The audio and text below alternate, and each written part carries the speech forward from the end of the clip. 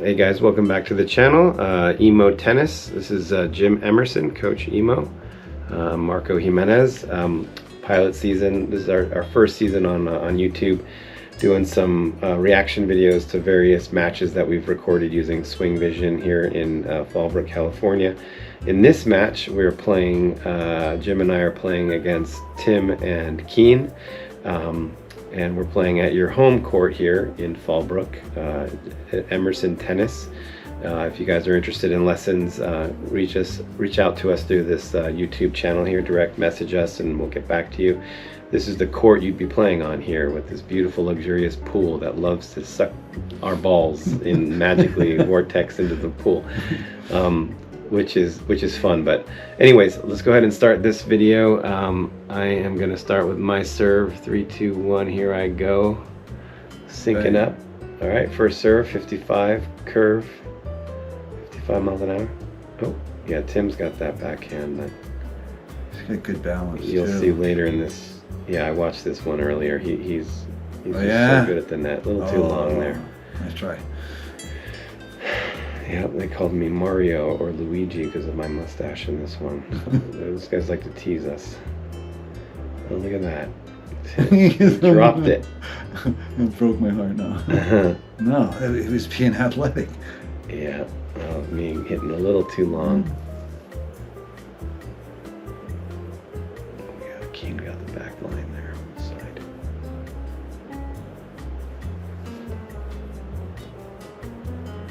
Definitely like a chess match. And there it is. That's angle. the backhand. You'll see a couple of those tonight.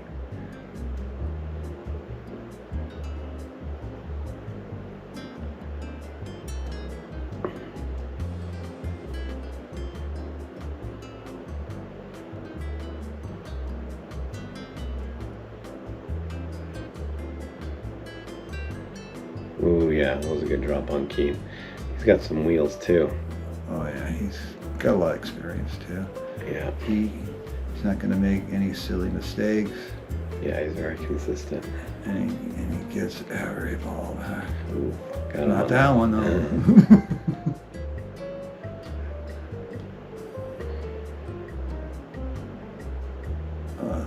That was a good rally.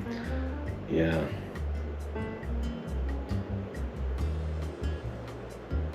Tim's got a nice big one-handed backhand.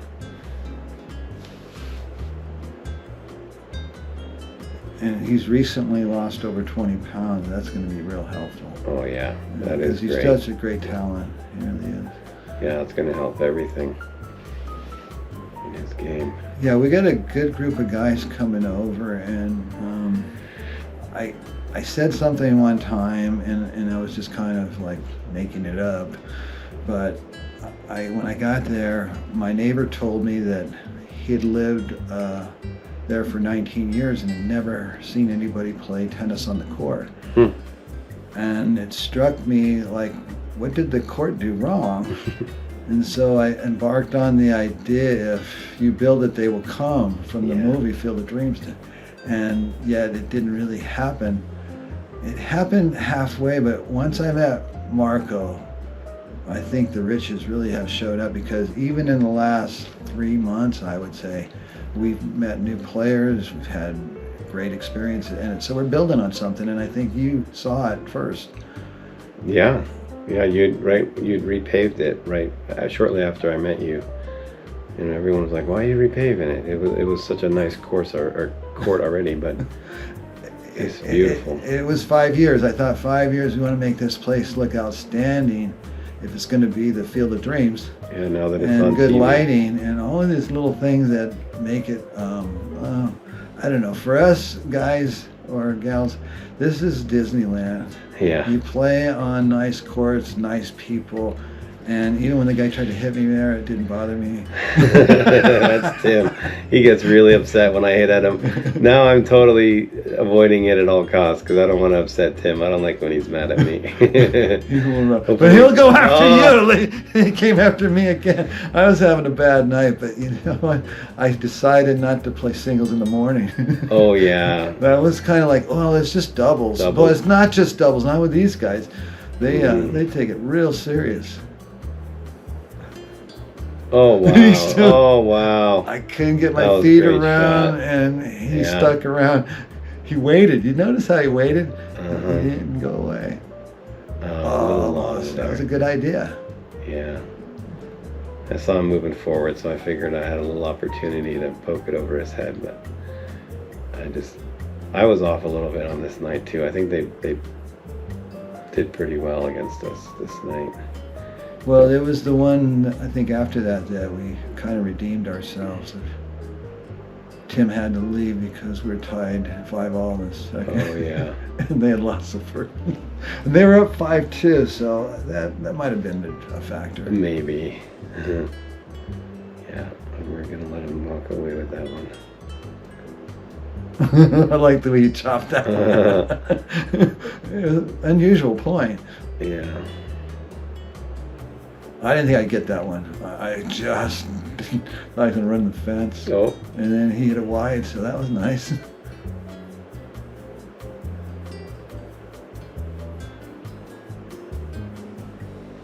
I think we actually played good this night. I mean, Yeah, maybe we did. I might be thinking of a different night. yeah. Maybe the night where we played bad, that video might have just disappeared at us for some reason. Mysteriously.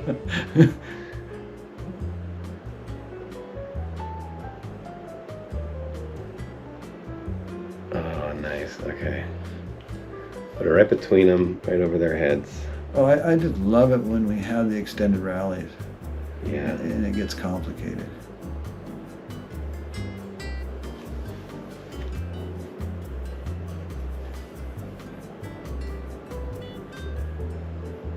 Oh, yeah. Yeah, nice play, Jumped on Marco. that one. Oop, right on the line. Oh, Keane is so good at the net. He anticipates. Yeah, Like he reads he you. reads the energy. Really good at that. I agree. And then Okay. so do you. Yeah.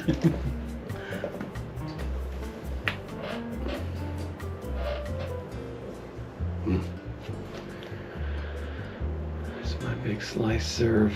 Well, that was a nice forehand Tim hit, and he's got that big backhand. Yeah, it keeps pushing it back. So that last one, he hit it so deep you couldn't get your feet under you, and it's like you just finished striking the ball. Oh, did he get that?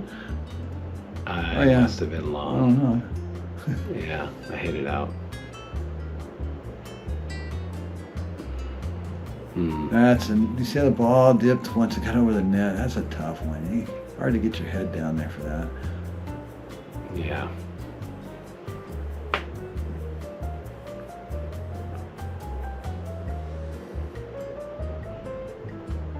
Oh, I couldn't jump.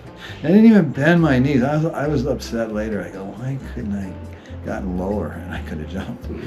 But I do have new knees, so this is a little bit new to me. Not original equipment. But the idea that we can play tennis with replacement knees is pretty incredible. Yeah, that's incredible.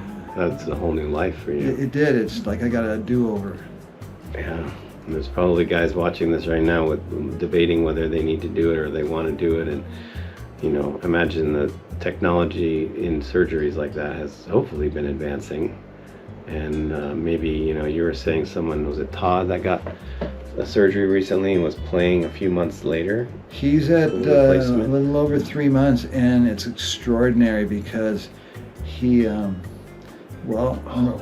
Cam. I really didn't mean to do that. Oh, you got him. He hates that. You enjoyed it, okay? Oh, that was a nice volley. Oh, you went back-to-back volleys. Back and forth. Coast to coast. Yeah, I knew a guy who had a full hip replaced. Both his hips were replaced down in San Diego when I was at the club, at Angels Club down there, and he was really good before the surgery, but then he came back a few months after, and he was unstoppable. Yes. It's just, I think he was in his late 60s too, so. Oh, nice underhand. stab. I like your creativeness on that. It just shows that tenacity and what you're willing to do. You know why? I started getting a little trickier, not giving up on anything now, because I watch, Alcaraz, the Spanish #1 guy, and he does really cool things. He's doing innovative things in a sport that's already been around forever, and doing things like catching the ball on the upswing. Instead of waiting for it, he'll attack and do these different angles where you're seeing somebody do something new and innovative in a sport this old is so refreshing, and it gives me some kind of inspiration, to try a little bit harder and go for those shots that they're not expecting, because they're expecting your typical response. But I don't know, it's gonna get better. I think what you said is amazing, because the game's not staying the same, it's evolving. Mm-hmm. And if these new things can happen and people see them, then they're going to want it too. They're gonna be inspired. And so I got this one where I hit it between my legs, and it was like a developed talent, because I was feeding tennis balls at lessons. But then when you do it in the match and you do it in the moment, and it works, then you're going to use it all the time, and it's another tool in your tool belt. Mm-hmm. And you get the eye formation a little bit there. Mm-hmm. Well, it's going all over the place on our rallies. Yeah, we're not always in perfect sync, but creative and stick-to-itiveness, because getting balls that you shouldn't get back is one of the greatest things on the court. Yeah, especially when you're right where you are and you get that volley, and not only getting it back, but getting it obviously in a spot where they're not anticipating. Oh, there's a nice hustle. Yeah. You got some wheels, bro. Yeah, my friend Brian, who sometimes I do work when I'm at the tournaments, he's like a trainer that shows up for the big tournaments, and he said that my legs are like hockey player legs, because I've got big quadriceps, and I'm definitely doing a lot more, walking here in the hills with Kobe in the stroller. There's my volley. I like that. Yeah, that was nice. Stuck it. Don't always step well. Oh, but look at you. That's that Had shot. to outdo me. That was that shot we saw last night that showed up. I guess I did do it on purpose then. Like that. I got it back, but if I could get it back deeper, that would be next level. That was a pretty complicated one. Yeah, that was. And I think that's part of what you said. We know the guys so well, we know what they're going to do. Yeah. Way before they do it. Yeah, Tim made an interesting observation that he wouldn't elaborate on. There you go again, right at his chest. I didn't realize I had that good of a night. He had made some comment about figuring out my serve, and I don't know if he was just saying. Oh, that was a great shot, Marcus. That was a slice. That was unusual ball. Yeah.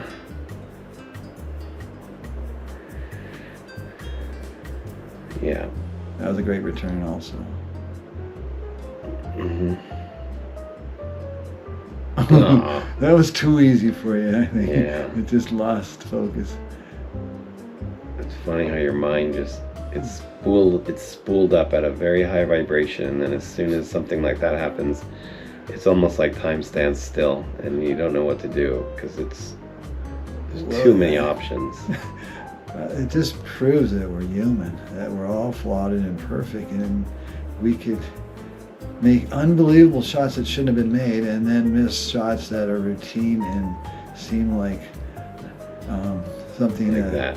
you can never miss. Yeah. And yet you can miss on anything, really. I like the idea that I used to try to hit too many winners, and I never played consistent ball. And then one day I took myself off the hook and gave myself permission to hit regular balls, or don't have to be trying to be the best player on the court. Just trying to be maybe the most consistent. Yeah. This is a great rally here. Yeah, another one. So being consistent versus hitting winners, maybe that'll be our topic. Do a deeper dive on. Wow! He went down. That was a long rally. Yeah, he was upset about that one. Yeah, that's why the game's so crazy. It's got to end at some point. Yeah, I would almost say that, you know, at this level that we're at, the majority of points aren't necessarily going to end on this crazy winner shot. It's just somebody doing like that, taking their focus off for a second and just let it sync with your vibration. Dropping it. Not much. And then it goes back and forth a bit, you know. You get broken, then you break back, that kind of stuff. There you go. That's the end of the video, the match here.